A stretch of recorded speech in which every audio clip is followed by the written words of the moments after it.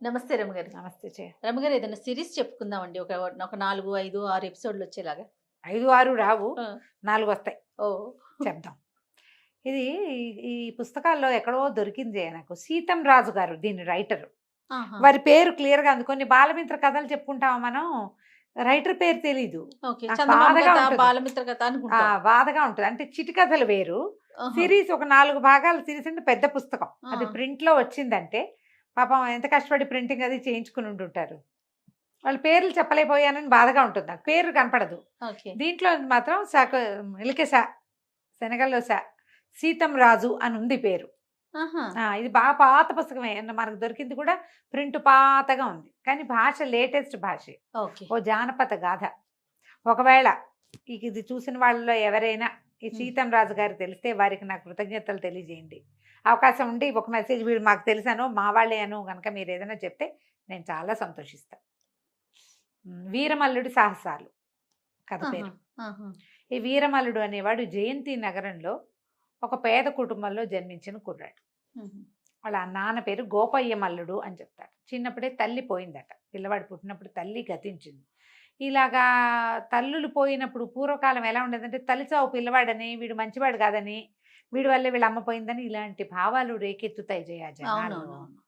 ఇప్పుడు రేకెత్తినా కొంతమంది అంటారు, కొంతమంది అనరు. పట్టించుకోరు కొంతమంది. పైకన్న వాళ్ళు గనక గట్టివాళ్ళు అనుకో, ఆ మాట స్థిరపడిపోతుంది. అవును. ఈ పిల్లాడిని ఎవరు పెద్దగా పట్టించుకునేవాళ్ళు కాదు. వీడు నష్టజాతకుడు అన్న ఫీలింగ్ ఉండేది. ఓహ్! మల్లుడికి గోపయ్యకి మాత్రం చాలా ప్రీతి ఉండేది పిల్లవాడంటే. ఎంతో ముద్దుగా చూసేవాడు, గారాబంగా చూసుకునేవాడు. అతి గారాబం ఎక్కువ అయ్యేసరికల్లా పిల్లలు లొంగరు. వీడికి మాట వినడు, ఆటకాయితనం, హ్మ్. పరమ సాహసం, ఎక్కేయటం, దూకేయటం, విసిరేయటం అవి ఎక్కువ. చుట్టాల్లో పక్కాల్లో ఎవ్వరితోటి స్నేహ సంబంధాలు లేవు బడికి. ఎవరింటికైనా వెళ్తే అల్లరి చేసేసేవాడు, ఏడిపిచ్చేసేయటం, హ్మ్. వస్తువులు తీసేసేయటం. అది నదురు బెదురు లేదు, ఇంట్లో అదుపు లేదు. హ్మ్. తల్లుంటే ఏదైనా మంచి ముక్కలు చెప్పుకునేదేమో. ఈ చెప్పేవాళ్ళు కూడా లేరు. తండ్రి వాడు ఏం చేసినా ఆయన ఏమనేవాడు కాదు. వాడి కోరిక తీర్చడం, వాడు ఏదైనా కావాలంటే ఎట్లా కొట్లా ఆ కోరిక తీర్చేయాలని ఉండేది. ఓకే. ఇప్పుడు ఉన్నారు కదా అట్లాంటి వాళ్ళు. అవునండి. ఆయనకి పుత్ర ప్రేమతో కళ్ళు మూసుకుపోయినాయి. పిల్లాడు ఏదైనా బడిలో పంపిస్తే వాడు సరిగ్గా చదవకపోయినా దండించి వాడిని లైన్లో పెట్టే పందా ఆయన చెయ్యాల అసలు. ఓకే. ఏదో కట్టెలు కొట్టుకుని తెచ్చుకునేవాడు, ఏదో చిన్న పని చేసుకుని తెచ్చిన డబ్బంతా కొడుకేదా అనే పోసేవాడు. ఇట్లా పెరిగి పెరిగి వాడికి ఓ 12, 14 సంవత్సరాలు వచ్చినాయి. 12 ఏళ్ళు వచ్చాక ఇక వీడు పాఠశాలకి పనికి రాడు అని తేలిపోయింది. హ్మ్. స్కూల్లో ఒక్క ముక్క నేర్చుకునేవాడు కాదు. ఎంతసేపు అక్కడికెళ్ళా ఇక్కడికెళ్ళా, ఆ గోడెక్క ఈ గొట్టుకెక్క, ఎవరి తోటలో నా జామకాయలు కంటికి నద్రగా కనబడితే కోసేయ్య, అల్లరి, ఆటకాయితనం, పనికి సోమరితనం, అల్లరికి మాత్రం మంచి దుందుడుకు. ఈ దుడుకు స్వభావంతో పిల్లవాడు పెద్ద 12 ఏళ్ళు అయ్యాక పాఠశాల నుంచి తీసి పారేస్తారు వాడిని. వీడికి ఏం రాదు, మేము వీడికి పాఠం చెప్పమని. ఇక అట్లా అట్లా అట్లా కొంచెం 16 సంవత్సరాలు వచ్చాయి. అసలు ఇంటికే రావటల్లా. హ్మ్. తండ్రికి వీడికి 12వ ఏట ఎప్పుడైతే బడిలో నుంచి తీసేశారో అప్పటి నుంచి ఆయనకి దిగులు మొదలైంది. అకాల వృద్ధాప్యం వచ్చేసింది మీదకి. కొడుకు చేతికి అందకుండా పోతున్నాడు అని. అదేలే. ఆ గురుగారి దగ్గర ఈ గురుగారి దగ్గర బతిమలాడి అడిగినా ఏమీ లాభం లేదు. ఎవరు పెట్టుకునేవాళ్ళు కాదు. మీ వాడు అల్లరి, మా వల్ల కాదు. మిగిలిన వాళ్ళ చదువు పాడైపోతుంది. ఇతని మీద కొంచెం మర్యాద ఉన్నా ఆ గౌరవాన్ని ఆ కుర్రాడు ఉంచుకునేవాడు కాదు. రోజులు ఇట్లా గడిచే 16 ఏళ్ళు వచ్చినాయి. అసలు ఈ మధ్య వాడి ఇంటికే రావటల్లా. ఆయన వాడు ఎక్కడెక్కడో తింటాడు, ఎక్కడెక్కడో తిరుగుతాడు, తోటల్లో దొడ్లలో పడి తిరుగుతాడు. ఏ స్నేహితుడితో ఎవరితోటో కాసేపు పడితే వాళ్ళతో ఒక ముద్ద తినేస్తాడు, ఇంకంతే. ఇంటికి కూడా రాకుండా అయిపోయాడు.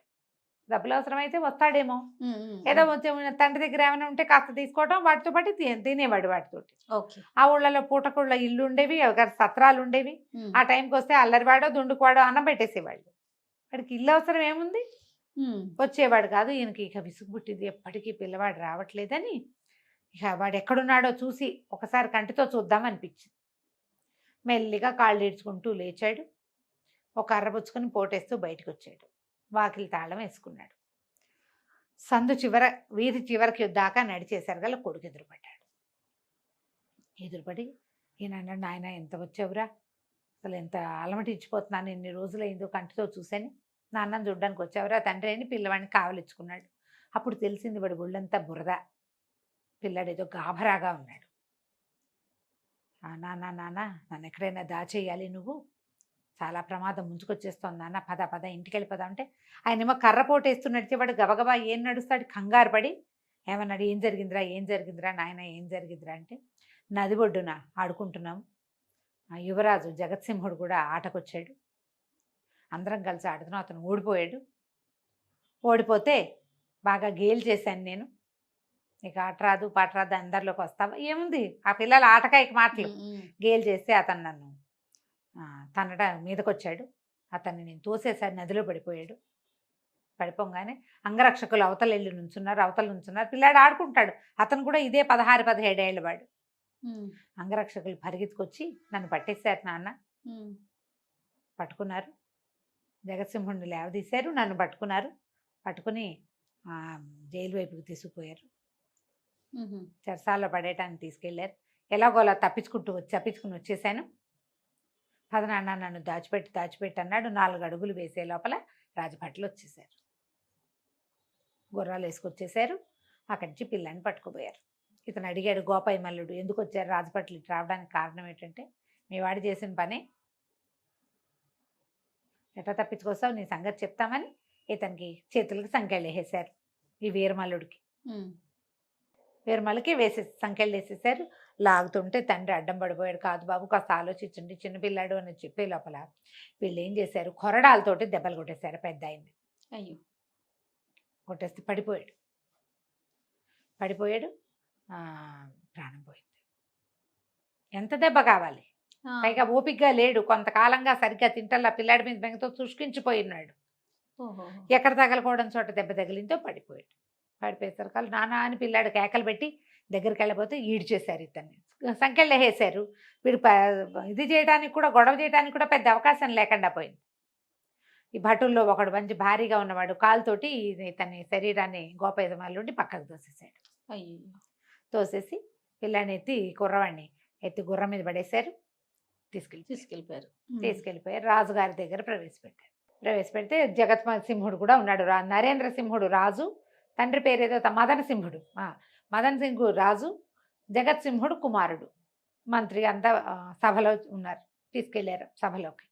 తీసుకెళ్తే ఈ కుర్రాడు అడిగాడు, జగత్సింహుడు రాజుగారు అబ్బాయి అడిగాడు, నన్ను నీళ్ళలోకి తోయటం తప్ప కాదా ఒప్పుకోమని, నేను ఏ పరిస్థితిలో చేశాను అని చెప్తానంటాడు, వాడు ఒప్పుకోడు కుర్రాడు రాజుగారు అబ్బాయి, తప్పేనా కాదా, అంతే అదొకటే కావాలి, తప్పంటే ఏ అబ్బాయి అన్నాడు సరే తప్పే ఒప్పుకుంటారు, తప్పే నీళ్ళలో తోయటం తప్పు, 2 కుర్రాళ్ళు ఆడుకున్నప్పుడు ఒకళ్ళనొకళ్ళు తోసుకుంటారు, అది రాజుగారి అబ్బాయి అయితే ఏంటి ఇంకో అబ్బాయి ఎంత, నీతో ఆట ఏం కుదురుతుంది మాకు, నువ్వు రాజుగారి అబ్బాయిని నేను అంటి ముట్టనట్టుగా ఎట్లా ఉంటారు, ఆటల్లో అలా ఉండదు కదా, స్పోర్ట్స్ మ్యాన్ స్పిరిట్ అంటారు, స్పోర్ట్స్ మ్యాన్కి ఒక స్పిరిట్ ఉండాలి, అది లేదు అక్కడ, నా తప్పేనన్నాడు. ఎలా తప్పించుకున్నావు అబ్బాయి అని అడిగితే రాజుగారు అడిగితే అబ్బాయి ఏం చెప్పాడంటే, నేను దొంగలకి నాతో పాటు చాలా మందిని అరెస్ట్ చేశారు, అందులో దొంగల ముఠా ఉంది, వాళ్ళకి రొట్టెలు తెచ్చాడు ఒక సైనికుడు, నేను ఇట పొరపాటు జరిగింది నా వల్ల అని చెప్తే ఒక సైనికుడు ఆ రొట్టెల బుట్టలో నన్ను బయటికి తీసుకొచ్చేసాడు, నేను తప్పించుకున్నాను అన్నాడు.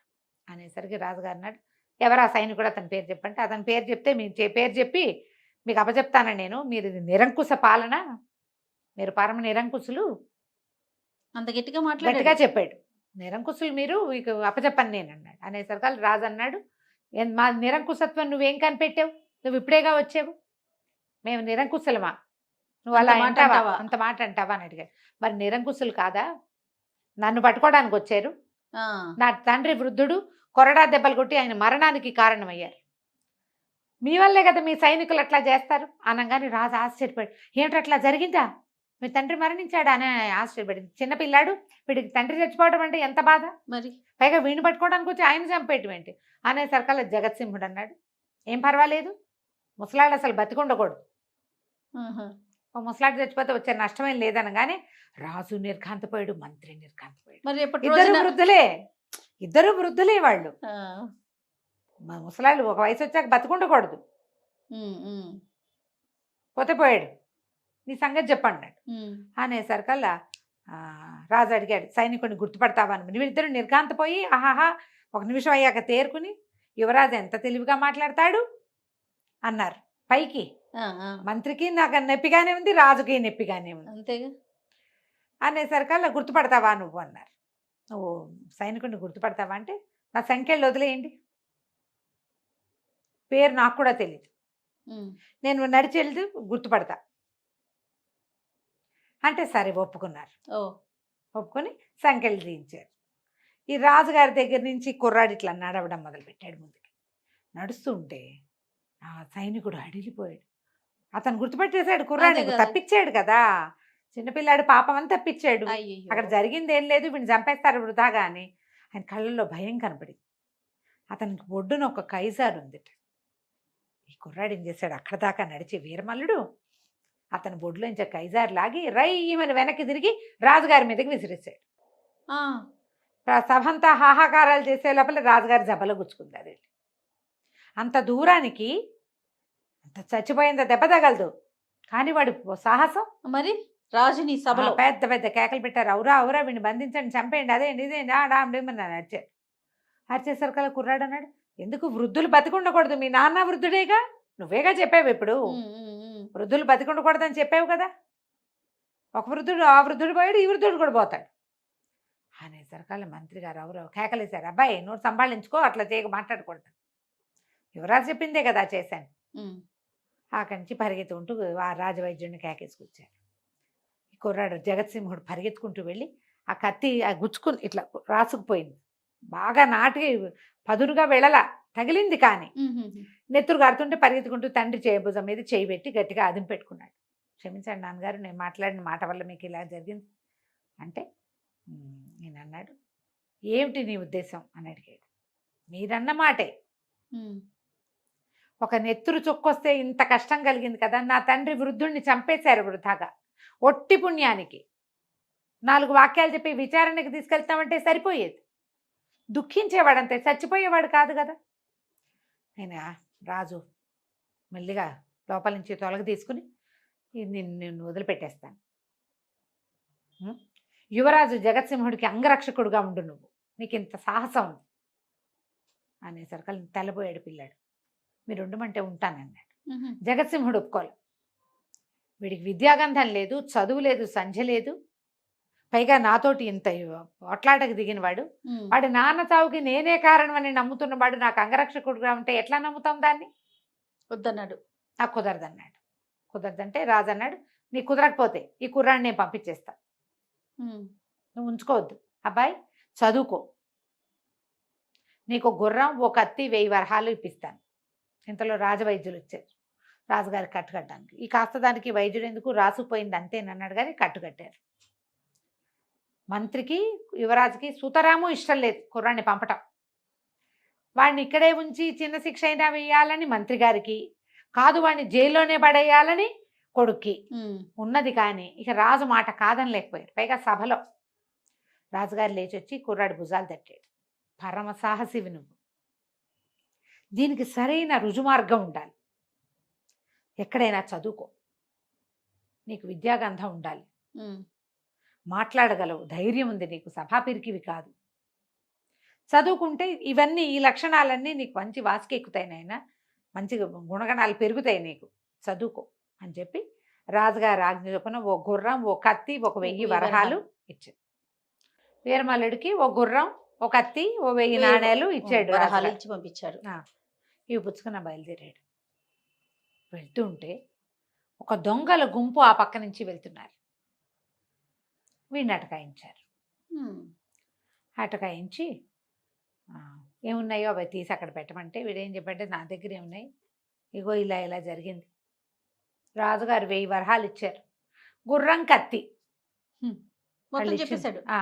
1000 వరహాలు తీసుకోండి, నేనేం చేయలేను వాటితో, కావాలంటే తీసుకోండి, గుర్రం, కత్తి మాత్రం వదిలిపెట్టండి అని చెప్పాడు. ఉమ్, వాళ్ళు కూడా చిన్న పిల్లాడు, వాటి దగ్గర ఏముంటుంది, ఉన్నది ఇచ్చేస్తానన్నాడు. ఇంకేముంది, బట్టలు మట్టి కట్టుకుపోయి, మొహం మాసిపోయి, కళ్ళ నీళ్ళ చారికలు మొహం నిండా ఏడ్చి మొత్తుకుంటున్నాడు నాన్న చచ్చిపోయాడని. సరే 1000 వరహాలు తీసుకున్నారు. మరి ఆపిన వాడి దగ్గర తీసుకోవాల్సిందే, దొంగల పద్ధతి అది. వదిలేశారు. ఉమ్, ఆ గుర్రం ఎక్కి, వాడికి ఏం పెద్ద స్వారీ రాదు, పాడు రాదు, ఒక మాదిరిగా వచ్చు. కాకపోతే వాడు ఏంటంటే క్విక్గా నేర్చుకునే పిల్లాడు, చదువు మీద శ్రద్ధ పెట్టక రాలా వాడికి. పిల్లలు బైకులు నేర్చేసుకోరు ఫ్రెండ్స్ దగ్గర, వాళ్ళ ఇళ్లలో బైకులు ఉండక్కర్ల, గుర్రపు సవారి ఇలాగా, అలాగే వీడికి కూడా వచ్చు కొంత. గుర్రం తోలుకుంటూ మెల్లిగా వచ్చి తండ్రి తనకు ఎక్కడ కనపడ్డాడో, ఎక్కడ తండ్రి మరణించాడో అక్కడికి వెతుక్కున్నాడు. వాళ్ళు సైనికులు పక్కకు తోశారు కదా, ఒక పొద పక్కకి పడి ఉన్నాడు తండ్రి. బోరుమని ఏడిచాడు నాన్నని చూసి. పిల్లాడు ఏడుస్తూ ఉంటే కొంచెం చీకటి పడుతోంది, ఇంకా రాత్రి అవల, సాయంకాలం అయింది.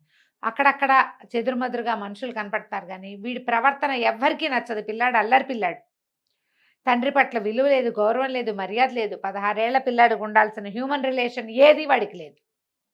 ఎవ్వరు వాడి దగ్గరికి రాలేదు. ప్రథమోట అంటుకుంటే అంటుకుపోతారు, అంతే కదా, అంతేగా. అయితే ఏడుస్తూ కూర్చున్నాడు. ఏం చేయాలో తెలియలే. సరే నాన్నని శ్మశానాన్ని తీసుకెళ్దాం అనుకున్నాడు. లేవదీసి గుర్రం మీద వేయలేకపోయాడు. 16 ఏళ్ల పిల్లాడే కదా, వాడి బలశాలైన వాడు చిన్నపిల్ల, ఎత్తలేకపోయాడే. ఎత్తాడు, గుర్రం మీదకి ఎక్కించలేకపోయాడు. అయ్యో, ఏం చెయ్యాలో తెలియలే. ఈ లోపల దండుగా ఏదో శబ్దం వినపడితే వీడిని ఎవరైతే దొంగలు వీడి దగ్గర 1000 నాణేలు తీసేసుకున్నారో వాళ్ళు ఆ పక్కకి వేగంగా వెళ్తున్నారు. వీడు ఏం చేశాడు, ఆ నాన్న శవాన్ని దింపేసి పరిగెత్తుకుంటూ వెళ్ళి వాళ్ళకి చేతులు అడ్డం పెట్టి కేకలు పెట్టాడు. కుర్రాడు ఎందుకు ఆపుతున్నాడు అని ఆగారు. అయితే వీడు వాళ్ళ ఏడుస్తూ, మా నాన్న ఇలాగో ఇలా జరిగింది, తీసుకెళ్ళలేకపోతున్నాను, నాకు సహాయం చేయండి అంటే, వాడు 1000 నాణేలని తృణప్రాయంగా ఏడవకుండా, గొడవ చేయకుండా, ఏమీ అనకుండా వదిలేసిన పిల్లాడిని సాహసానికి మెచ్చుకుని వాళ్ళు, సరే పద మేము వస్తామని కొంతమంది దిగి, నువ్వు నీ గుర్రం ఎక్కరా కుర్రాడా అని వెనకాల తండ్రి బాడీని వేసి, పద నీతో పాటు మేము కూడా వస్తామని శ్మశానానికి తీసుకుపోయి, వీడి దగ్గర లాక్కున్న డబ్బులు ఉన్నాయిగా, ఆ డబ్బులు పెట్టి కొంత డబ్బు ఖర్చు పెట్టి శ్మశానంలో ఇది శవదహనం చేయించేశారు. లాస్ట్ రిచువల్ అయిపోయింది. ఇంటికి వచ్చాడు, వాళ్ళు వెళ్ళిపోయారు, వీడి ఇంటికి వచ్చాడు, స్నానం చేశాడు, బకెట్లో కూర్చున్నాడు. ఇల్లు చాలా చిన్న సుమారైన ఇల్లు, ఏమీ లేవు, ఏదో కుండ చట్టి ఉన్నాయి, డబ్బులు లేవు, ఏం చేయాలో తెలియలే. సరే మర్నాటి నుంచి ఇంట్లో ఉన్న ఏవో కాసిన బియ్యం కూర ఏదో వండుకు తిన్నాడు. ఊళ్ళో 5-6 పండితుల దగ్గరికి వెళ్ళాడు చదువుకుందామని. రాజుగారు చెప్పారు కదా ఆయనకు చదువు కావాలి అని. అప్పటికి వాడికి చాలా బ్యాడ్ నేము, బ్యాడ్ ప్రాపకాండా ఉంది వాడి మీద. బ్యాడ్ నేము మరి తగినట్టుగానే చేశాడు కదా, పైగా రాకుమారుడి మీద హత్య ప్రయత్నం చేశాడని, రాజుగారి మీద కత్తి విసిరాడని, అవన్నీ బయటకు వచ్చేస్తాయి, స్ప్రెడ్ అయిపోతాయి కదా. దాంతో ఇంకా ఎవరు పనికి తీసుకోవాలి, విద్య తీసుకోవాలి. కుర్రాడు అనుకున్నాడు, సరే ఇక్కడ ఉండొద్దు, మనం వెళ్ళిపోదాం, వేరే ఊరు వెళ్దామని ఇల్లు వదిలేసి ఆ గుర్రము కత్తి పుచ్చుకుని మయూరి నగరానికి వెళ్ళాలని బయలుదేరాడు. మయూరి నగరం ఇక్కడికి దూరం. అక్కడ ప్రజలు, పాఠశాలలు వెసులుబాటుగా ఉంటాయని, ప్రజలు మంచివాళ్ళని, రాజులు కూడా మంచివాళ్ళని, తర్వాత బాగా భోజనశాలలు అవి బాగా విరివిగా ఉన్నాయని చెప్పుకుంటారు ఇక్కడ. ఆ ఊళ్ళో బాగుంటుంది ఫుడ్ చెప్తారుగా. ఇతను బయలుదేరాడు. మయూరు నగరానికి కొంత దూరంలో ఉండగానే ఒక అడవి ఉంది. ఆ అడవిలో ఈ గుర్రానికి దాహం వేస్తుంది, వాడికి దాహం వేస్తుంది, ఆకలిస్తుంది. ఏవో దొరికినవి తిన్నారు ముందంతా, తర్వాత ఇంకేం దొరకల. గుర్రము వగరుస్తోంది, వేడికి వగర్పుగానే ఉంది, ఆకలి మాడిపోతోంది. సరే ఇంకా దాని మీద ఎక్కి దాన్ని పరిగెత్తించిన కొద్దీ ఆయాసమే కదా, దిగి మెల్లిగా గుర్రపు కళ్ళాలు చేత్తో పుచ్చుకుని నడవటం మొదలుపెడితే ఓ పక్కకి నడవగా ఒక పురాతన దేవళం బయట ఒక ముస్సలి మా అమ్మ కూర్చుని కనపడ్డారు. ఆశ్చర్యపోయాడు. ఇంత నట్టడవిలో నీళ్లు లేవు, తినడానికి ఆహారం, పండు కాయ కసరు కూడా దొరకకుండా ఉన్న చోట ముసలమ్మ కూర్చునుంటే, అంటే కుటుంబం ఉంటేనే, ముసలిమామలు చంటి పిల్లలు ఒంటరిగా ఎట్లా ఉంటారు, వాళ్ళకి ఎవరో ఉండాలి. దగ్గరికి వెళ్ళాడు. ఎవరబ్బాయి నువ్వు అంది. నేను ఎవరైతే నీకెందుకు, నువ్వెవరో చెప్పు, ఈ అడవిలో ఎందుకున్నావు నువ్వు అంటే, ముసలిది నవ్వింది బోసి పళ్ళతోటి, బోసి నవ్వు. నువ్వు నాకు చెప్పపోతే నేను నీకు చెప్తానా అంటే, అది కాదవ్వా, నేను జయంతి నగర్ నుంచి వస్తున్నాను, మయూరి నగరానికి వెళ్ళాలి, చాలా దాహంగా ఉంది, కాస్త మంచినీళ్ళు దొరుకుతాయా అంటే, లోపల ఉన్నాయి వెళ్ళమంటే అదొక పెద్ద మందిరం లాంటిది, పెద్ద ఇది కనపడుతుంది, కానీ పురాతనమైనది. లోపలికి వెళ్తే బ్రహ్మాండమైన కాళికాదేవి విగ్రహం ఉంది. ఇంత పొడుగున 4 చాపి హోమ్మని నుంచునుంది. దయచేసి ఆశ్చర్యపోయాడు. అక్కడ పూజ చేస్తున్నట్టుగా కనపడుతున్నాయి. పళ్ళు, కొబ్బరికాయలు, పువ్వులు, పసుపు, గంధం, లోపల సాంబ్రాణి వాసన. ఓ పక్కగా దేవళంలో ఓ పక్కగా కుండ ఉంది, తాగమంది నీళ్లు. ఏం చేసాడు వీడికి? ఆకలిస్తుంది కదా, ఆ పళ్ళు చూసేసరికి ఆకలి విజృంభించింది. ఈ మహాకాళికి అనేక అనేక నమస్కారాలు చేసి కూర్చుని శుభ్రంగా కొబ్బరి పేజు కొట్టుకుని కొబ్బరికాయ చిప్పల్లోంచి ముక్కలు తీసుకు తినేసాడు. అన్ని కొబ్బరి ముక్కలు తిన్నాడు, 4 అరటిపళ్ళు తిన్నాడు, మంచినీళ్ళు తాగాడు. తాగాక తను తిన్న అరటిపళ్ళ పెచ్చులు, మిగిలిన కొబ్బరి అంతా అక్కడ ఉన్న ఓ పళ్ళెల్లో వేసుకుని ఆ కుండ చేత్తో పుచ్చుకొచ్చాడు బయటికి. ఆ ముసలమ్మ కేసు చూడలే ఇంకా. సాహసి వాడు, చేయదలుచుకుంది చేసి అవతల పారేస్తాడు అంతే. అది తీసుకెళ్ళి ఆ పెచ్చుల గుర్రం ముందు పెట్టాడు. గుర్రం టకా తినేసింది. తినంగానే కుండ దాని ముందు పెట్టాడు మంచినీళ్ళకి. గుర్రం మూతి అందులోకి వెళ్ళల. వీడు ఏం చేశాడు? వరలో ఉన్న కత్తి తీసి దాన్ని మూతి చెక్కేశాడు. ఈ కుండది చెక్క కుండ ఇంత ఓపెన్ అవుతుందా? అమ్మయ్య, మంచినీళ్ళు తాగింది గుర్రం, ప్రశాంతంగా ఉంది. ఈ ముసలమ్మంది, ఏరా కుర్రాడా, కుండగాస్తా పగలగొట్టేశావు, రేపటిలా నాకు మంచినీళ్ళు అన్నది. రేపటి సంగతి తర్వాత, ముందు మా ప్రాణం నిలవాలి కదా అని వచ్చి కూర్చున్నాడు. నా ఆకలి దాహం తీరినాయి, అలసట తీరిపోయింది, చల్లగా ఉంది ఇక్కడ. ఇప్పుడు చెప్పు నీ సంగతి ఏంటి, నువ్వెవరు అంటే, నేను ఈ మయూర్ నగరం రాజుగారి కూతుర్ని. నేను యుక్త వయసులో ఉండగానే ఒక రాక్షసుడు, ఒక మాంత్రికుడు నన్ను ఎత్తుకుపోయాడు. వివాహం చేసుకోమని చాలా బలవంత పెట్టాడు. బలవంత పెడితే నేను ఒప్పుకోలే, ఏం చెప్పినా సరే. అందుకని నన్ను ముసల్దానిగా మార్చేశాడు. ఓహో, ముసల్దానిగా మార్చేస్తే ఇక అప్పటి నుంచి ఈ దేవళం దగ్గర పడి ఉంటున్నాను. ఒక మునీశ్వరుడు చెప్పాడు, ఒక బాలుడు నీకు సహాయం చేస్తాడు. ఆ బాలుడు గనక ఎవరైనా నీకు సహాయం చేస్తే నీకు ఈ ముసలి రూపం పోతుందన్నాడు. ఏ బాలుడు? బాలుడు పేరు చెప్పాడా, బాలుడు గురించి చెప్పాడా అని అడిగాడు.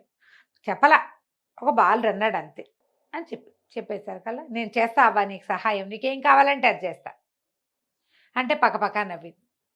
చిన్నపిల్లాడివి, నువ్వేం చేస్తావని. నీకు బాలుడు సహాయం చేయాలని మునీశ్వరుడు చెప్పాడు కదా, నేనే అనుకో, నాకేం ముందు వెనక లేదు, ఏదైనా చేస్తా నేను. నీకే మంచినీళ్ళు ఇచ్చావు, లోపల శుభ్రంగా అన్నీ తిన్నా, 2 పూటల వరకు ఇబ్బంది లేదు, ఇక్కడ ఉంటా, నీకు చెప్పు నీకేం సహాయం చేయాలి అంటే. వికాసిని అని ఒక మణి ఉంది. ఆ మణి ఎక్కడుంటుంది? ఈ దేవ ఆలయంలో ఒక పెద్ద రాతి బండ ఉంది, దాన్ని కదపాలి. దాని వెనకాల మెట్లు ఉంటాయి, ఆ మెట్ల నుంచి కిందకి దిగాలి. కింద ఒక భైరవి ఉంది, ఇక్కడ ఎవరిని? మహాకాళి ఉంది, కింద భైరవి విగ్రహం ఉంది. ఆ భైరవి పాదాల దగ్గర వికాసి మణి ఉంది, వికాసిని. ఆ మణి తెచ్చి నా నుదుటికి తగిలిస్తే నా ముసలి రూపు పోయి పడుచు రూపు వస్తుంది. బాగుందిగా. కుర్రాడు అన్నాడు. అంతేగా అన్నాడు మల్లుడు. ఇంతే కదా, నేను చేస్తా, నేను ఏదైనా చేయగలను, కనీసం ప్రయత్నం చేస్తాను చూడు. నేను మయూర్ నగరం వెళ్తాను, నువ్వు రాజుగారి అమ్మాయివి కదా, నీ రూపం మార్చి నేను తీసుకెళ్ళి అక్కడ దింపుతాను అంటే, సరే పద, నాకు చూపించదు ఎక్కడుందో చూపించన్నాడు. ముసలమ్మ, అవ్వ, కుర్రవాడు బయలుదేరారు.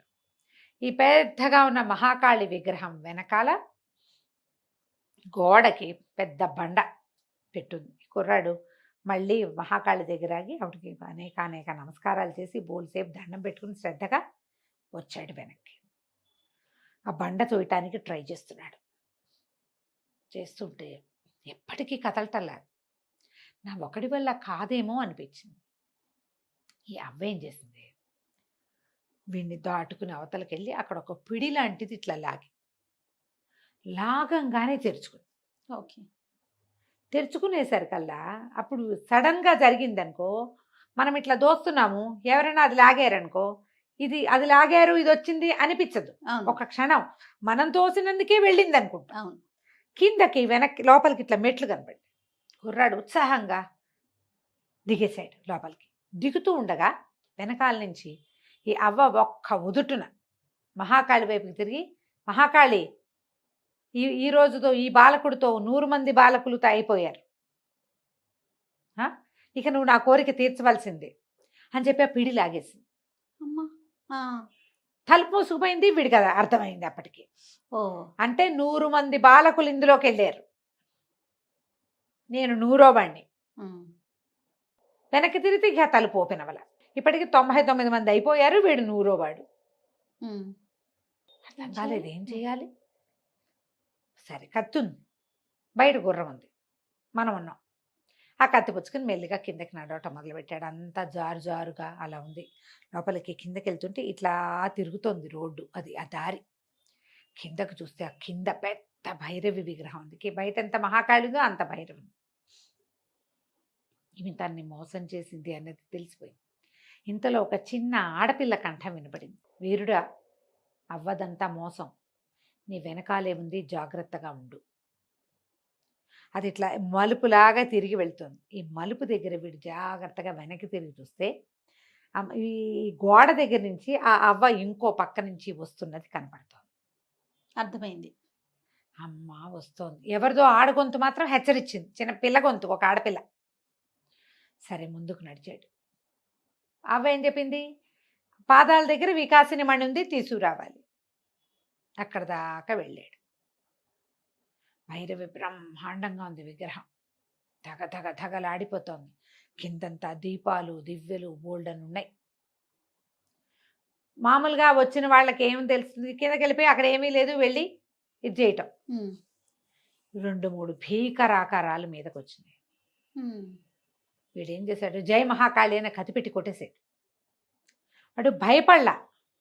మామూలుగా భయపడి మొహానికి చేతులు అడ్డం పెట్టుకుంటే దొరికేస్తారు. అవును, వాళ్ళే తీసుకెళ్ళి వీడిని ఆ భైరవ విగ్రహం దగ్గర పడేసేవాళ్ళు. వీడికి భయం లేదు, తెంపర్తనం.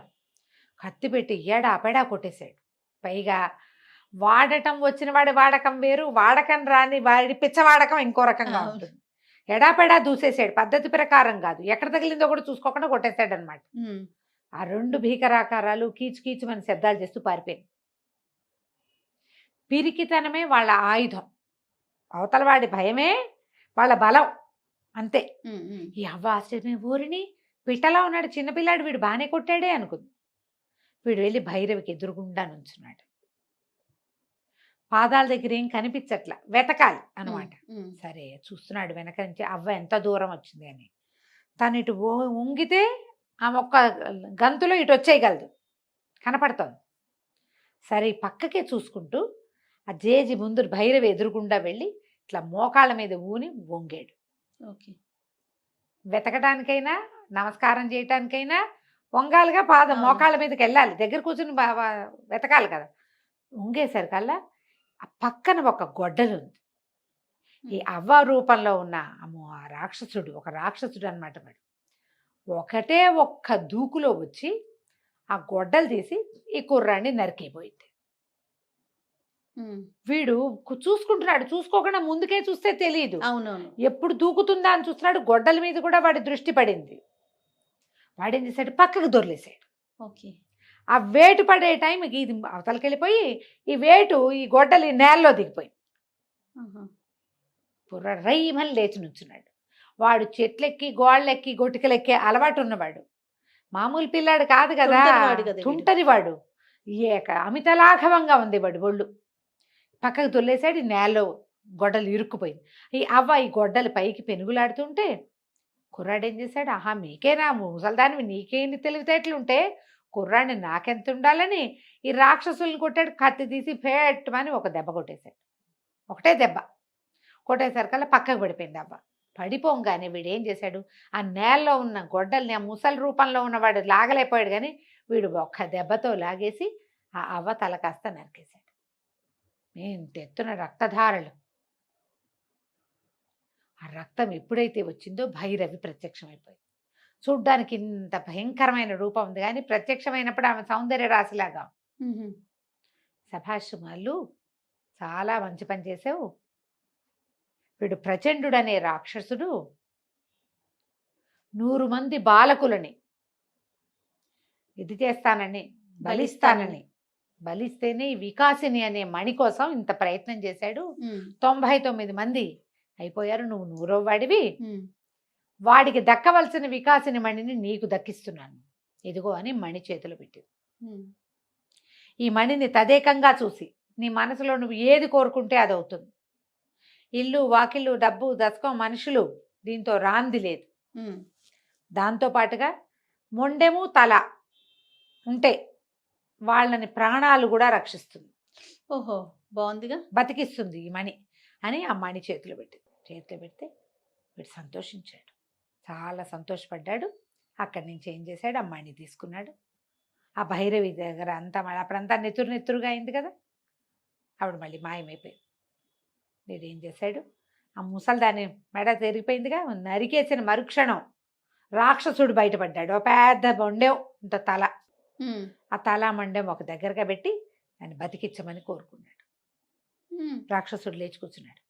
లేచి కూర్చుంటే, ఈ మణి కోసం ఇంత ప్రయత్నం చేసావు, అమ్మ ప్రత్యక్షమై నాకు ఇచ్చింది, నీ దారి నువ్వు పో, దీని జోలికి రావద్దు, నిన్ను బతికిస్తున్నాను నేనని చెప్పి బతికించి వదిలేశాడు. అప్పుడు ఇతనికి గుర్తొచ్చింది, ఏదో స్త్రీ స్వరం వినపడింది. ఎవరు అని వెతకడం మొదలుపెట్టాడు. ఎవరు ఇందాక నాతో మాట్లాడింది, అవ సంగతి చూసుకోమని చెప్పింది ఎవరంటే, ఆ గుహకి ఒక పక్క భాగం నుంచి చిన్న పిల్ల, ఒక 12 ఏళ్ల పిల్ల 13 ఏళ్ళలో ఉంటే బయటకు వచ్చింది. ఎవరు నువ్వు అన్నాడు. నేను పేరు మర్చిపోయాను, ఏదో పేరు కథ అంతా గుర్తుంది, పేరు మర్చిపోయింది చూసావా. అయిపోయింది, ఇదే లాస్ట్ చెప్పాడు. ఇప్పుడే ఫినిష్ చేయాలిగా, ఎక్కడున్నామో అక్కడ గుహలో ఒక పక్క భాగం నుంచి, అది చిన్న దీనిలాగా ఉంది, లోపలికి ముడతలాగా ఉందన్నమాట. అందులోంచి ఒక చిన్నది, ఒక 12-13 ఏళ్ళ అమ్మాయి బయటకు వచ్చింది. ఈ అమ్మాయి ఎవరు, ఇక్కడ ఎందుకుంది, వీరమల్లు సాహసాలు. ఇతను కిందున్న త్రిపుర భైరవి మందిరంలో అవ్వని చంపేశాడు. వాడు ఒక రాక్షసుడు అయ్యాడు, రాక్షసుడిని బతికిచ్చాడు కూడా. ఆ అమ్మాయిని అడిగాడు, ఎవరు ఏమిటి, ఒక పిల్ల కనిపించింది, ఒక 12-13 సంవత్సరాల వయసు ఉంటాయి. ఎవరు నువ్వు, ఇక్కడికి ఎట్లా వచ్చావు అని అడిగితే, ఆ అమ్మాయి ఏం చెప్పిందంటే, ఈ అడవికి అవతలున్న ఒక పల్లెటూరు మాది, నేను మా అన్నయ్య పుట్టాక మా అమ్మ చనిపోయింది, మా నాన్న రెండో పెళ్లి చేసుకున్నాడు, ఆవిడ చాలా బాధలు పెట్టేది, మా అన్నయ్య నేను ఇంకా ఈ అడవి అవతల మా అమ్మమ్మ గారి ఇల్లుంది, వెళ్దామని బయలుదేరాము. అడవి మధ్యలో మాకు ఈ ముసలి మా అమ్మ కనపడింది. అయితే మా అన్నయ్య కూడా నీకు చెప్పిన కథే చెప్పింది, నేను రాజకుమార్తెనని, నా మాంత్రికుడు చెరలో ఉన్నానని, ఆ వికాసిని మణి తెస్తే నాకు ఇది శాప విమోచనం అవుతుందని చెప్తే, మా అన్నయ్య నన్ను అక్కడ వదిలిపెట్టి లోపలికి వచ్చాడు. నేను వాళ్ళ వెనకాలే వెళ్ళాను, అడవిలో ఒకదాన్యం బయట ఒకదాన్యం ఉండలేక. ఈ అవ్వ ఎప్పుడైతే ఆ తలుపేసేసిద్దో నాకు అప్పుడే తెలిసిపోయింది మా అన్నయ్యని చంపేయబోతోంది అని. నేను అవ్వని అనుసరించి లోపలికి వచ్చేసాను. అవ్వ అది తలుపు తీసుకొచ్చిందిగా, మళ్ళీ లోపలికి వచ్చింది కదా అవ్వ, ఆమె వెనకాల వచ్చాను కానీ నేను చిన్నపిల్లని అవటంతో నేనేమీ చేయలేకపోయాను, మా అన్నయ్యని చంపేసింది అని ఏడ్చింది పిల్ల. చాలా కాలమైంది, నేను ఇక్కడే ఉండిపోయాను, బయటకు వచ్చే మార్గం తెలియలేదు, ఏం లేదు, లోపలే ఆహారం దొరుకుతుంది, లోపల చాలా పెద్ద ప్లేస్ అది, నేను ఇక్కడే ఉన్నాను అప్పటి నుంచి ఏడుస్తూ ఏం చేయలేక అని చెప్పింది. చెప్పేసరికల్లా ఈ అబ్బాయి అన్నాడు, అయ్యో మీ అన్నయ్య శరీరం ఉండుంటుంది కదా, తల మొండెం గుర్తుపడతావా, నేను అతన్ని బతికిస్తానంట. పిల్ల ఏడ్చింది, ఎంతకాలమో అయిపోయింది, ఈ పాడి ఎప్పుడో నశించిపోయింది శరీరం అని చాలా దుఃఖపడింది. సరే ఇతను ఏం చేశాడు, మళ్ళీ ఆ వికాసిని మణిని పట్టుకుని ఆ త్రిపుర భైరవి దగ్గరికి వెళ్ళి అమ్మవారిని ప్రార్థించాడు. ప్రార్థిస్తే అమ్మ మళ్ళీ ప్రత్యక్షమైంది. ఏం కావాలి నాయన, అమ్మ నాకు పండితుణ్ణి కావాలి, నేను పాండిత్యం కావాలి, పాండిత్యం లేక చదువు లేక నేను పారిపోయి నా ప్రాంతం నుంచి బయటకు వచ్చేసాను. ఒక పండితుడి దగ్గర చదువుకునేందుకు కూడా వీడికి ఏం అవకాశం లేదు, ఎవరి దగ్గరే వీడిని చేర్చుకోవాలి, వీడు అల్లరి చిల్లరి వాడని. వీడు బుద్ధిమంతుడే, వాడికి అదొక రకమైన తెంపర్తనం ఉంది, దాన్ని సరిచేయలేకపోయాడు తండ్రి. ఆటిజం కిట్టారమ్మ గారు, ఇక ఏమనుకోవాలో మరి. వాడు ఒక హైపర్ యాక్టివ్, హైపర్ యాక్టివ్, వాడికి తెలివి ఉంది, వాడు చురుగ్గా నేర్చుకుంటాడు. కానీ ఏంటంటే దాన్ని సరైన దారిలో పెట్టాల. జయ ఇట్లా కనపడరా, మనకి చాలా మంది కనిపిస్తున్నారండి, వాడికి ఊళ్ళంత తెలివి ఉంటుంది, వాడికి దారి సరైంది దొరక్క ఇలా అడదిడ్డంగా ఉంటారు, తెలివితేటలు ఉంటాయి, వాడికి కుదురులేదు ప్రధానంగా. అంతే, తండ్రి ఆ దారిలో పెట్టడానికి ప్రయత్నం చేయలే. ఒకడే కొడుకు, ఏకపుత్రుడు అవటము, భార్య లేకపోవటము, అతనికి ఆ రకమైన ధోరణి లేకపోవటము, వాడి గారాబంతో చెయ్యలే. చేసుంటే వీడు కొంత దారిలో పడేవాడు. అడిగేసరికల్లా అమ్మవారు ఏం చేసిందట, తన చేతిలో ఉన్న ఘంటంతో వీడి నాలిక చాపని నాలిక మీద బీజాక్షరాలు రాసింది. వాడికి ఎంతో తెలివి వచ్చేసి చదువు అంతా వచ్చేసింది, అన్ని సకల విద్యలు కరతలామలకం అయిపోయింది. అప్పుడు ఆవిడ ఏం చెప్పిందంటే, ఈ పిల్ల పేరు జగదీశ్వరి, అబ్బాయి మీ ఇద్దరు విధివంచితులే, నీకు ఎవరు లేరు, ఆ పిల్లకి ఎవరు లేరు, ఆ అమ్మాయిని వివాహం చేసుకో, మీ ఇద్దరు కలిసి ఉండండి అని చెప్పి అమ్మవారు వెళ్ళిపోయింది. ఇతను ఏం చేశాడు, అమ్మవారి సన్నిధిలో రకరకాల మానవ కంకాళాలు, పుర్రెలు గిర్రెలు ఉన్నాయి. వికాసిని మణి సహాయంతో దేవాలయం అంతా శుభ్రం చేసేసాడు. మణిని కోరుకుంటే కోరింది కోరిక తీరుస్తుంది అంతే కదా. కదా. మొత్తం క్లీన్ అయిపోయింది. అక్కడి నుంచి బయటకు వచ్చి దేవాలయం చక్కగా భవ్యమైన దేవాలయం నిర్మాణం జరగాలి. ఇట్లా గుహలాగా ఉంది కదా, దాన్ని మొత్తం పెద్ద గుడిలాగా చేశారు. ముందు కాళికాదేవి ఉంటుంది, వెనక త్రిపుర భైరవి. అక్కడి నుంచి ఒక పూజారిని సృష్టించాడు ఈ మణి సహాయంతో. అంటే కొత్త మనిషిని పుట్టించడం కాదు, ఆ అడవి చుట్టుపక్కల ఉన్న బ్రాహ్మడు ఎవడో ఇక్కడికి వచ్చేలాగా చేశాడనమాట. దేవాలయంలో నిత్యము ధూపదీప నైవేద్యాలు కుదిరేలాగా ఏర్పరిచాడు. అక్కడి నుంచి గుర్రం ఎక్కి ఈ పిల్లని ఎక్కించుకుని వెళ్ళటం మొదలుపెట్టాడు. ఎక్కడికో వేరే చోటకి వెళ్దాం అనుకున్నాడు, మయూర నగరానికి వెళ్దాం అనుకున్నాడు.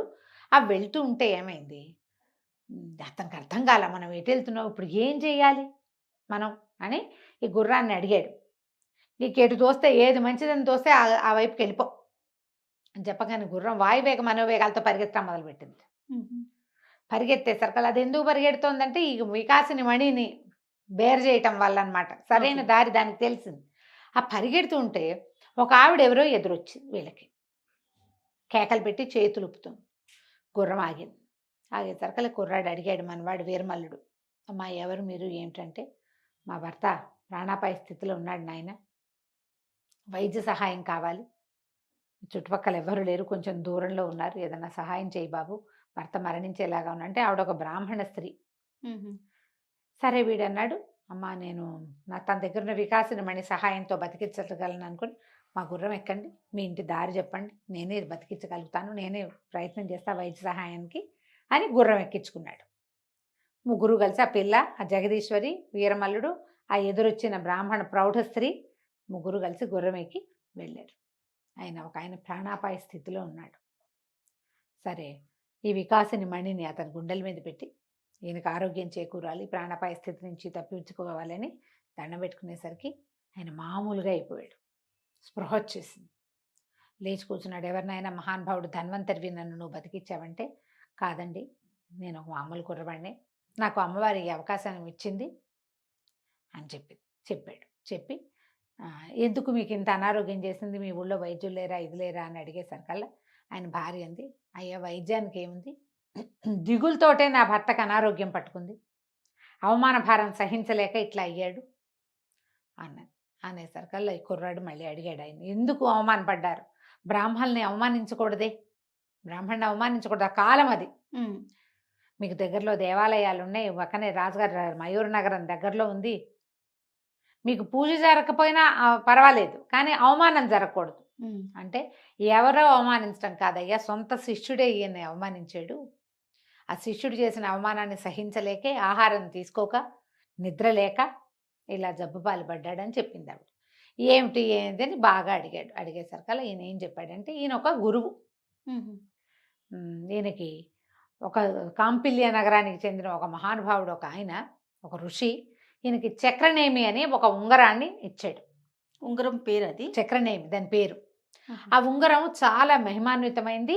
మనం ఏ విద్య చెప్తున్నామో, విద్య చెప్పే గురువు అది శిష్యుడికి పూర్తిగా అందేందుకు ఉపయోగపడే ఉంగరం అన్నమాట అది. ఓకే. అయితే నా దగ్గర వీరభద్రుడు అని ఒక శిష్యుడు చేరాడు. వాడు ఆ ఉంగరాన్ని కొట్టేశాడు. ఎందుకు కొట్టేశాడంటే, ఈయనకి పరకాయ ప్రవేశం అది వచ్చు. పరకాయ ప్రవేశం కోసం అతను బాగా వెంబడబడి అడిగేవాడు. శిష్యులందరికీ తలా ఒక విద్య ఏదో నేర్పించేవాళ్ళం. ఈ పరకాయ ప్రవేశము ఇలాంటి ప్రత్యేకమైన విద్యలు మనుషుల్ని బట్టి నేర్పాలి. వాడు దుర్మార్గుడు, మంచివాడు కాదు, కపటి. అంత కపటంతో ఉండేవాడికి, జుత్తులు మారివాడికి నేర్పకూడదని నేను చెప్పలేదు. ఆ పరకాయ ప్రవేశ విద్య కోసం పదే పదే అడిగి నేను కాదనేసరికి ఈ చక్రనేమిని దొంగిలించి పారిపోయాడు. ఓహో. ఆ ఉంగరం పోయేసరికి నేను నా విద్యను కోల్పోయినట్టుగా ఉంది నాకు. అక్కడికి అతను ఎక్కడో రాజుగారి దగ్గర శిష్యుడు, దీనికి ఆస్థాన గురువుగా చేరాడు. అక్కడికి వెళ్ళి బతిమలాడాను, ఆ చక్రనేమి ఇచ్చేసేయి అని ఎంత బతిమలాడినా వాడు ఇవ్వలేదు. సరి కదా, అవమానించి పంపించాడు. దాంతో ఆ అవమానాన్ని తట్టుకోలేక నేను ఇట్లా అనారోగ్యం పాలయ్యాను ఓకే అని చెప్తే, ఎక్కడున్నాడు ఆ వీరభద్రుడు అని అడిగాడు. అడిగితే జయంతి నగర ఆస్థాన గురువుగా ఉన్నాడు. జయంతి నగరం ఏది, వీడు పారిపోయి చేసిన నగరమే, అదే కదా, వీడు సొంత ఊరు అని అన్నాడు. మీరేం బాధపడకండి, మిమ్మల్ని అవమానించిన మీ శిష్యుడి చేతే మీ కాళ్ళు పట్టిస్తాను నేను అనేసరికి ఆయనకు నవ్వొచ్చింది. నాయన చిన్నపిల్లాడివి నువ్వు, ముక్కుపచ్చలారలేదు, ఏ 16-17 ఏళ్ళు ఉన్నాయో నీకు, ఇంత చిన్న వయసు వాడివి, రాజస్థాన ప్రవేశం కూడా దొరకదు నీకు. పైగా జయంతి నగరపు రాజకుమారుడు మహాపొగరుబోతని పేరు. రాజుగారు మంచివాడే, రాకుమారుడు చాలా పొగరబోతు. వీడికి తెలుసు ఆల్రెడీ రాకుమారుడు పొగరబోతన ముసలాడు బతకూడదని చెప్పింది, అవన్నీ వాడికి తెలుసు కదా. ఇతను అన్నాడు, మన వీరమల్లుడు, మీరు ఏమీ ఆలోచించద్దు గురుదేవ, మీరు మీ అన్ని విద్యలు మీ దగ్గరకు వచ్చేస్తాయి, మీ చక్రనేమి మీ దగ్గరకు వస్తుంది, మిమ్మల్ని అవమానించిన మీ శిష్యుడు మీ కాళ్ళు పట్టుకునేలాగా నేను చేయగలను, నేను చెప్పినట్టు చెయ్యండి చాలన్నాడు. సరే ఆయన ఒప్పుకున్నాడు. ఆయన పక్కకి తీసుకెళ్ళి ఏం చెయ్యాలో చెప్పాడు. తర్వాత ఏమైంది, అక్కడి నుంచి రంగం మారింది. జయంతి నగరపు కోట దగ్గర ఒక అమ్మాయి ఒక గుడ్డి గుర్రం, ఒక ఒంటి కన్ను గుర్రం, గుడ్డి గుర్రం అని చెప్పకూడదు, ఒంటి కన్ను గుర్రం, కంటికి ఒక కట్టు కట్టేసింది.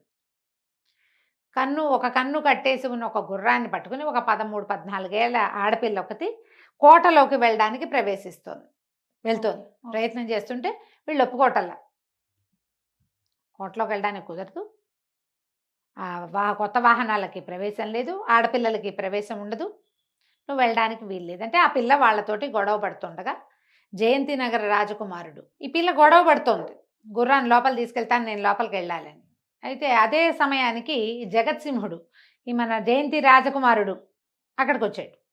ఎవరు ఏమిటి అని అడిగితే ఈ అమ్మాయింది, జయంతి నగరంలో బోళ్ళంతమంది పండితులు ఉన్నారట, నేను పండితులతోటి తలపడ్డానికి వచ్చా అనేసరికల్లా అతను అన్నాడు, ఏమి నువ్వు ఆడపిల్లవి, చిన్నపిల్లవి, నువ్వే పెడతావా అన్నాడు. వాళ్ళందరినీ ఓడిచేస్తానండి, నేను అందరినీ ఓడించగలను, పైగా ఈ నగర రాజకుమారుడు ఉన్నట్ట మహాపొగరబోతుట, ఆయన ముక్కు కూడా తాడేయటానికే వచ్చానండి అనగానే ఆ సైనికులు హడిలిపోయారు. ఈయనే కదా, ఈ పిల్లని ఏం చేస్తాడో ఇతనని. అతను అన్నాడు, ఏమిటి నీకెవరు చెప్పారన్నాడు. నాకు చాలా తెలుసండి, నేను ఏ విద్యలో అయినా ఓడించగలను అనేసరికి, మరి నువ్వు ఓడిపోతేనో అన్నాడు. నేను ఓడిపోతే మీరు ఏది చెప్తే అది చేస్తా, మీరు ఓడిపోతేనో అని. సరే నువ్వు చెప్పింది చేస్తానన్నాడు. నేను మిమ్మల్ని నమ్మను, మీకు సరైన మాట తీరు లేదు, రాజుగారిని నమ్ముతా, నన్ను లోపలికి తీసుకెళ్ళండి, రాజస్థాన ప్రవేశానికి కల్పించండి, పందెం పెట్టుకుందాం, ఓడిపోతే రాజకుమారుడు నేను ఏది అడిగితే అది చేస్తాడు అని రాజుగారు ఒప్పుకోవాలి. ఓకే, ఎవరినైనా ఓడిస్తాను, పాండిత్యం కానీ యుద్ధ విద్యలు కానీ ఏ విషయమైనా, నార్మల్ జనరల్ మ్యాటర్స్ అయినా సరే నేను ఎవరినైనా జయించగలను. ఆ పిల్ల దానికి విచిత్రంగా ఉంది. అంతకుముందు దాని మాటలు ఎలా ఉన్నాయి, ఇప్పుడు ఇవన్నీ నేను మామూలు మాటలు చెప్తాను, అది పల్లెటూరు యాసతోటి మాట్లాడుతోంది. ఓకే, సోతానండి అంటోంది. ఈ అమ్మాయికి మామూలుగా మాట్లాడడం కూడా రాదు, మర్యాదైన సంభాషణ కూడా రాదు, పల్లెటూరు మాట, చదువుకున్న మాట కాదు అది.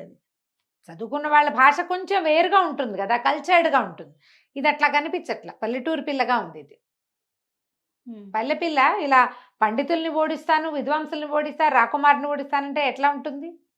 సరే ఇదేదో ఒక హాస్యపు సంఘటనగా కూడా దారి తీయచ్చు అనుకుని రాకుమారుడు అన్నాడు, ఈ పిల్లని లోపల పంపించండి, లోపల గుర్రాన్ని గడ్డేయించండి అని చెప్పాడు. లోపలికి వెళ్ళింది. సాయంకాలం వేళ మర్నాడు పొద్దున కోట లోపల పెద్ద సభ తీరిస్తే సభలోకి గుర్రంతో సహా వచ్చింది అమ్మాయి. చిన్న పిల్ల, 13 ఏళ్ళది.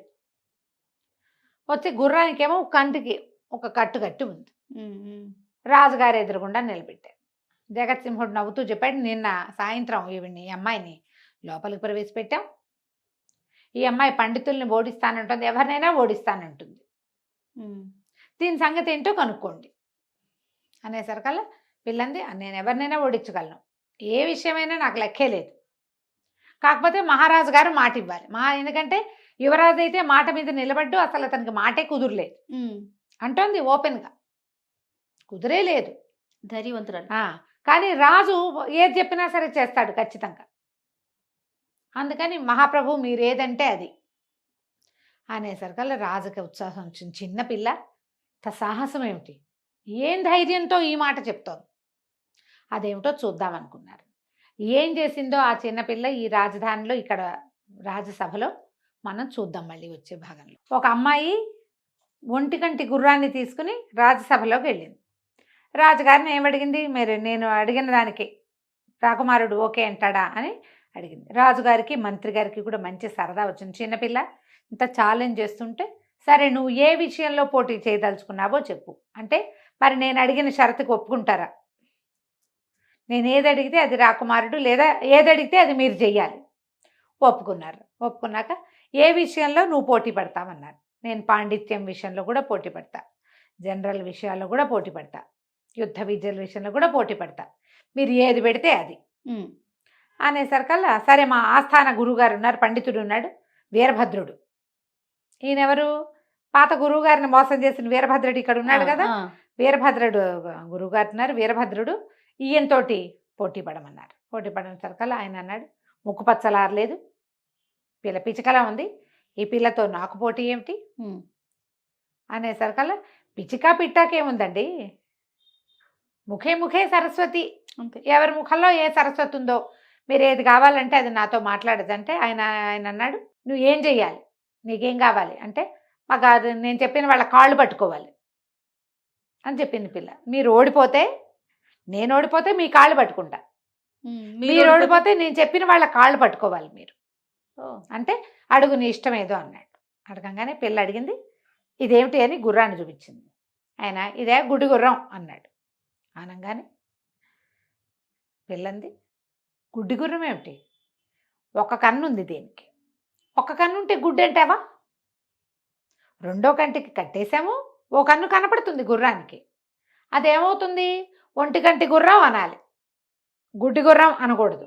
మీరు పప్పులో కాలేశారు, మామూలు వాక్యం కూడా మాట్లాడలేరు, మీకు పెద్ద పాండిత్యం అనేసింది. మీకు పెద్ద పాండిత్యం ఏముంది, మామూలు విషయం. గుర్రానికి రెండు కళ్ళకి గంతలు కట్టి ఉంటే పోనీ, దానికి కళ్ళే కనపట్లేదు అది ఎటు నడుస్తుందో అంటే పోనీ గుడ్డి, ఓ కన్ను కట్టేస్తుందంటే రెండో కన్ను కనపడుతుందనే కాదు అర్థం, సింపుల్ విషయం కనపడేది కూడా అర్థం చేసుకోలేరా మీరు అనేసరికల్లా ఆయన కొద్దిగా దెబ్బతిన్నట్టు అయిపోయాడు ఆయన. సరే ఏవైనా జంతువులు ఎగురుతాయా మీకు తెలుసా? లోకంలో పక్షులు ఎగురుతాయి కదా, జంతువులు మనుషులు కూడా ఎగరగలరు మీకు తెలుసా? ఈయన అన్నాడు అట్లా ఎగరవు, భగవంతుడు పక్షులకు మాత్రమే రెక్కలు పెట్టాడు, పక్షిది కాకపోయినా గబ్బిలం కూడా ఎగురుతుంది అంతే తప్ప ఇక ఏ జంతువు ఎగరదు. ఇదో అని గుర్రాన్ని చూపించింది. గుర్రం ఎట్లా ఎగురుతుంది అన్నాడు. మీరు చెప్పేది తప్పు, గుర్రం ఎగురుతుంది, నా గుర్రాన్ని ఎగిరిస్తాను నేనంది పిల్ల. అని చూస్తూ ఉన్నారు. ఈ లోపల ఆ గుడ్డికి ఒంటికంటికి కట్టుకట్టున్న గుర్రము ఒక్కసారి ఇట్లా రెక్కలు అల్లార్చి పైకి ఎగిరింది. చుట్టూతా తిరిగి వచ్చింది సభాభవనం అంతా, వీళ్ళంతా ఇట్లా అని నిర్ఘాంతపోయి చూస్తూ ఉండిపోయారు. గుర్రం ఎగురుతోంది అంటే లోకంలో నీకు తెలిసిందే విషయం కాదు, నాకు తెలియంది ఏదో ఉండుండొచ్చని నువ్వు ఒప్పుకోవాలిగా. అనగానే గుర్రం కిందకి దిగింది, ఓడిపోయాడు. ఏం లేదు, సింపుల్ పాయింట్. ఇప్పుడు ఆయన నిర్ఘాంతపోయాడు, లేచి నిలబడ్డాడు. మా గుర్రం కాళ్ళు పట్టుకోండి మీరు. గుర్రం కాళ్ళు పట్టుకోండి అంటే ఏముంది పెద్ద, అది గాడిదైతే ఏదో సిగ్గుపడాలి. ఆ వీరభద్రయ్య గారు వదం గారు లేచి వచ్చి గుర్రం దగ్గర కాళ్ళ దగ్గర వంగి దండం పెట్టబోయాడు. గుర్రం కాళ్ళ దగ్గర కూర్చోండి అని చెప్పింది పిల్ల. కూర్చున్నాడు.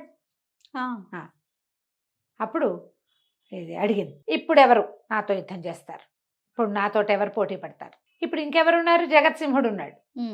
ఆయన బోళ్ళంత కత్తి కటార్లు అవి ఇవి నేర్చుకున్నాడు. ఇంతకుముందు ఆ కుర్రాడిని వీరమల్లుని నీకు అంగరక్షకుడుగా పెడతాను తండ్రి అంటే నాకు బోళ్ళంత సాహసిని, నేను బోళ్ళని యుద్ధాలు వచ్చు, యుద్ధ విద్యలు వచ్చు, నాకు వీడికేమొచ్చు, శాస్త్రం లేదు, వీడి పాడు లేదు అన్నాడు కదా, నాకు వచ్చు నేను చేస్తానన్నాడు. కానీ నువ్వు ఆడపిల్లవి, అమ్మాయితోటి నేను శాస్త్ర పరీక్షకి దిగను, యుద్ధం చెయ్యను స్త్రీలతోటి, నా నియమం అనేసరికి పిల్లంది మీకు సరి జోడిని ఇంకోటి తీసుకొస్తాను, నేను సరిపడేవాడిని తెస్తాను, వాడితో చెయ్యి యుద్ధం అనేసరికల్లా ఆలోచించారు. ఇప్పుడు పిల్ల వచ్చింది, ఒక గుర్రంతో అమ్మాయి వచ్చింది, దానికి పట్టుమని 13 ఏళ్ళు లేవు.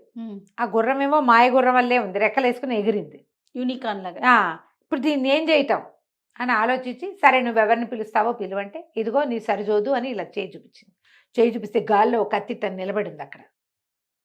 అనగానే తను అన్నాడు, మన రాజకుమారుడు గట్టిగా అరిచాడు, కేకలు పెట్టాడు, ఇది మోసం, ఏదో మాయమంత్రం జరుగుతోంది ఇక్కడ, మంత్రాల వాదితోటి ఎట్లా పరీక్షకు దిగుతాము, ఇందాక ఆల్రెడీ గురుగారిని వీరభద్రం గారిని గుర్రం కాళ్ళ దగ్గర కూర్చోబెట్టింది మాయతోటే.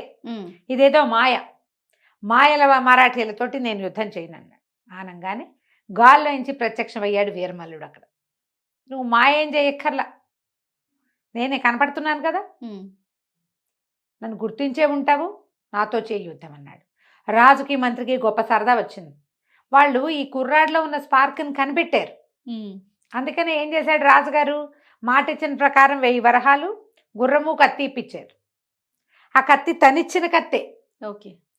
కుర్రాడు 2 నెలలు తిరగకుండా వచ్చేసాడు ఉమ్, యుద్ధం చేయటానికి సిద్ధంగా. అక్కడి నుంచి రాజకుమారుడు ఏమంటారు జగత్సింహుడు, రాజకుమారుడు అయిన జగత్సింహుడు, వీరమల్లు ఇద్దరు యుద్ధం చేయటం మొదలుపెట్టారు. కత్తి యుద్ధం 2 నిమిషాల్లో రాకుమారుడి చేతిలో కత్తి కాస్త కింద పడిపోయింది కత్తి. పడిపోగానే ఇప్పుడు ఏమయ్యాడు రాజకుమారుడు, పాదాక్రాంతుడైపోవాలి. చేతులు కట్టుకుని వెనకాల చేతులు కట్టుకుని నుంచో అని చెప్పింది అమ్మాయి. ఉమ్, చేతులు కట్టుకుని నుంచో నువ్వు అని చెప్పి ఈయనకి వీరభద్రుడికి, మీరు వీరభద్రం గారు ఏం ఒప్పుకున్నాడు, నేను ఎవరి కాళ్ళు పట్టుకోమంటే ఆ కాళ్ళు పట్టుకుంటాను అన్నాడు. గుర్రం కాళ్ళు పట్టించాం. సరే, అయితే ఈ వీరభద్రం గారు నేను ఏది అడిగితే అది అన్నారు కదా ముందు మీరు. వీరభద్రం గారి గుండు కొట్టించి సున్నబొట్లు పెట్టించి గాడిద మీద ఊరేగించండి, వెనకాల మా గుర్రం కూడా వెళ్తుంది. ఉమ్, ఏం చేస్తారు, ముందు మాట ఇచ్చారు. సరే, వీరభద్రం గారి గుండు కొట్టించారు. ఆయన సకలాభరణ లాంఛనాలు తీసి అక్కడ పెట్టించారు. గురువుగారి చక్రనేమి ఉంగరం ఉంది అందులో, ఉమ్, అవన్నీ తీసి అక్కడ పెట్టారు. గుండు చేయించి గుండు మీద సున్నబొట్లు పెట్టించి మొహానికి మసిరాసి గాడిద మీద ఎక్కించి ఆ గాడిద వెనకాల గుర్రాన్ని పంపించారు. ఓ, పంపించాక రాజుగారు అడిగాడు, అబ్బాయి ఈ అమ్మాయి ఎవరు, ఈ 1 గంట గుర్రం ఎక్కడిది, నీకు ఇంత విద్య ఎట్లా వచ్చింది అనగానే ఆ కుర్రాడు చెప్పాడు, నాకు ఒక మణి సహాయం దొరికింది. ఉమ్, నేను నా అత్యంత సాహసంతో అమ్మవారిని త్రిపుర భైరవిని ప్రసన్నం చేసుకున్నాను. ఆమె నాకు అన్ని విద్యలు ఇచ్చింది, అన్ని విద్యలు వచ్చినాయి, అందుకని కత్తి విద్య కూడా వచ్చేసింది. ఇప్పుడు వీరభద్రుడు అనే ఆయన మేము ఆశ్రయించిన ఒక గురువు గారి పురాతన శిష్యుడు. గురువుని మోసం చేసి ఆయన యొక్క విద్యా రహస్యమైన చక్రనేమి అంగుళీకాన్ని కాజేశాడు. గురువు ఇక్కడికి వచ్చి అంగుళీకం ఇచ్చేసేయి అని అడిగినా కూడా గురువుని అవమానించాడు. అందుకని మా గురువే ఆ గుర్రం రూపంలో వచ్చిన ఆయన. అది మీరిచ్చిన గుర్రం కాదు. ఆయన పక్కదోవ పట్టించడానికే దానికి ఒక కన్ను కట్టేశాం. పక్కదోవ పడతారు ఎవరైనా, అంతేగా. చివరికి వీరభద్రం గారు తన గురువుతో పాటే పక్కనే వెళ్తూ గాడిద మీద ఎక్కి ఊరేగాడు. ఆయన తన అవమానానికి తగిన శాస్తి చేశాం. నేను ఈ విద్యలన్నీ నేర్చుకున్నాను అని చెప్తే రాజుకు మంచి సంతోషం వచ్చింది. ఎందుకంటే ఈ కుర్రాడిలో స్పార్క్ కనిపెట్టాం, కానీ వీడి దగ్గర ఒక టెంపర్తనం ఉంది. ఈ రాజకుమార్తె ఈ పిల్ల ఏమంది, జగదీశ్వరి, 13 ఏళ్ల వయసు ఉన్న పిల్ల, ఈ పిల్ల జగదీశ్వరి ఏమంది, రాజకుమారుడు ఓడిపోయాడు కాబట్టి ఈ రాజ్యం మా వాడికి ఇవ్వాలి, ఓకే, గెలిచిన వాడికి ఇవ్వాలి కదా అనగానే రాజు లేచి నిలబడ్డాడు. కానీ వీడు ఒప్పుకోలే. వీరమల్లి, వద్దు వద్దు, నాకు రాజ్యం అక్కర్లేదు, నన్ను ఆ రోజు అవమానించారు. ఆటల్లో ఒక పిల్లవాడు 2వ వాడిని తోసేస్తే వాడికి ఇంత కఠినమైన శిక్ష విధించక్కర్లా, వాడి తండ్రి మాకి మరణానికి కారణం కావక్కర్లా, వాడి తండ్రి మరణాన్ని అపహాస్యం చేయక్కర్లా, వృద్ధులు బతికుండకూడదనేటువంటి ఒక వాక్యాన్ని అనక్కర్లేదు. అవన్నీ అన్నందుకు నేను సభలో రాకుమారుని ఓడించదలుచుకున్నా, అంతేగాని నేను రాజకుమారుడి కంటే ఎక్కువని కాదు. అతను తన పద్ధతి మార్చుకుంటే నేను అంగరక్షకుడుగా ఉండటానికి సిద్ధంగా ఉన్నాను. నా దగ్గరున్న విద్యలతో ఈ రాజ్యాన్ని రక్షిస్తాను. నేను విద్యకి వినయం కావాలి. వీడికి ఒరిజినల్గా వినయశీలి కాదు అతను. కానీ ఎప్పుడైతే గురువు గారి దగ్గరికి వెళ్ళాడో, ఆ గురువు అనారోగ్యంతో ఉన్న గురువు దగ్గర మాట్లాడిన మాటలతోటి అతను తెలుసుకున్నాడు, నాకు ఏదైనా విద్య వస్తే వచ్చని రెచ్చిపోకూడదు, అది శాస్తి జరుగుతుంది ఏదో ఒక రోజు. అది విద్య కలిగిన వాడు ఎంతలో ఉండాలో అంతలో ఉండి తీరాలి. నా అంతవాడు లేడంటే, నిన్ను మించిన వాడు తాడింది అనేవాడు ఉంటే ఇంకొకడు వస్తాడు వాడు తలకాయ తన్నేవాడు. అందుకని నేను వినయాన్ని అవలంబిస్తాను. రాజకుమారుడు తన తప్పు ఒప్పుకుంటే చాలు, ఇంకేం అక్కర్లేదు నాకు అన్నాడు. అనగానే ఆ జగత్సింహుడు కబుక్కను ముందుకొచ్చి వీరమల్లు చేతులు పుచ్చుకున్నాడు. బాల్య చాపల్యం నీకెంతుందో నాకు కూడా అంతే ఉంది. చాపల్యంతో, తర్వాత నా తండ్రి రాజు నేను రాకుమారిని అన్న అహంకారంతో ఇంత. నేను నీ పట్ల సరిగ్గా ప్రవర్తించలేదు, నా ప్రవర్తన మార్చుకుంటాను, ఈ పాఠం చాలు నాకు, ఉమ్. నువ్వు మన రాజ్యంలోనే ఉండు, నాకు అంగరక్షకుడుగానే ఉండు, ఎప్పటికీ నువ్వు నాతోటే ఉండు అని బాగా ప్రేమగా అడిగాడు. అడగంగానే ఒప్పుకున్నారు. సభకులందరూ చప్పట్లు కొట్టారు. రాజకుమారుడు అంతవాడు దిగి ఇంకొద్ది రోజుల్లో రాజు కాబోయేవాడు, తనంతట తను నన్ను క్షమించు అని సభలో చెప్పినందుకు అందరూ సంతోషించి ఎంత వినయశీలయ్యాడు ఉమ్. కదా. ఒక మంచి వాసన వచ్చే వస్తువుని సాధారణ వస్తువు పక్కన పెడితే ఆ వస్తువు కూడా వాసన పట్టుకుంటుంది. వినయము, మంచితనము, స్నేహము, ప్రేమ పక్క వాళ్ళని మారుస్తాయి. అలాంటి వాళ్ళని మనతో ఉంచుకోవాలి ఎప్పుడు కూడా. ఉమ్. రాజు ఎంతో సంతోషించి ఈ పిల్ల పేరు కనుక్కుని, జగదీశ్వరి పేరు, మీకు ఇద్దరికి ఏమిటి, ఎక్కడి నుంచి తీసుకొచ్చావు ఏంటి అన్నీ అడిగి ఈ మొత్తం ఈ అమ్మాయిని అమ్మవారు వివాహం చేసుకోమందని తెలిసి వీళ్ళిద్దరికీ వివాహం చేసి ఆ స్థానంలోనే అట్టు పెట్టుకున్నాడు. దీంతో వీరమల్లుడి సాహసం కథ పూర్తయింది. కథ కంచికి మనం ఇంటికి. చాలా చాలా బాగుంది రమ్మగారు. నమస్తే. నమస్తే జయ. సుమన్ టీవీలో మీ పర్సనల్ అండ్ బిజినెస్ ప్రమోషన్స్ కోసం కింది నెంబర్కి కాంటాక్ట్ చేయండి.